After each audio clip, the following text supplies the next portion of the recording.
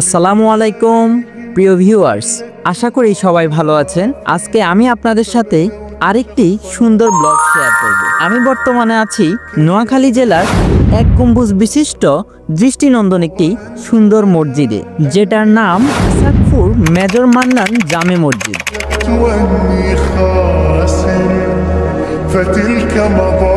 প্রিয় ভিউয়ার্স, দেখতে পাচ্ছেন এক গম্বুজ বিশিষ্ট দৃষ্টিনন্দন সেই সুন্দর মসজিদটি। চলুন মসজিদের ভিতরে প্রবেশ করা যাক।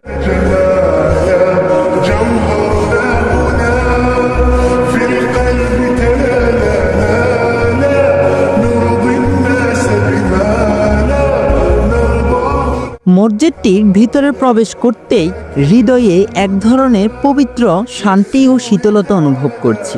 জীবনে অনেক সুন্দর সুন্দর মসজিদে গিয়েছি, তবে মার্বেলের এই দৃষ্টিনন্দন মসজিদটি একেবারে গ্রামীণ প্রকৃতির সঙ্গে মিশে খুব সুন্দর অতুলনীয় একটি অনুভূতি উপহার দিচ্ছে। চলুন মসজিদটির আরও একটু ভিতরে যাওয়া যাক। এই দৃষ্টিনন্দন সুন্দর মসজিদটি শিল্পপতি মেজর অবসরপ্রাপ্ত আব্দুল মান্নান সাহেব ইসাকপুরে তার বাড়ির সামনেই এলাকাবাসীর ইবাদতের জন্য বিশালাকার এক গম্বুজ বিশিষ্ট এই নয়নাভিরাম মসজিদটি নির্মাণ করে। শোনা যায় এই সবুজে ঘেরা মসজিদটিতে একসাথে প্রায় 3000 মুসল্লি নামাজ আদায় করতে পারেন।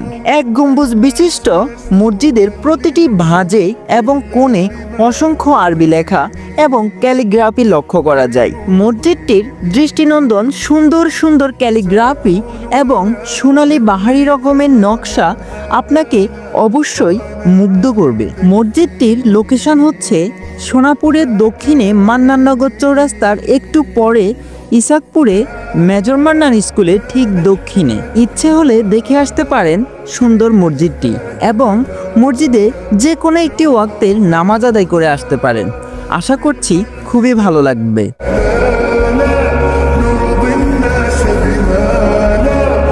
এটা হচ্ছে মসজিদের ইমামের ইমামতির স্থান। এর পাশেই আছে নামাজের সময়সূচি।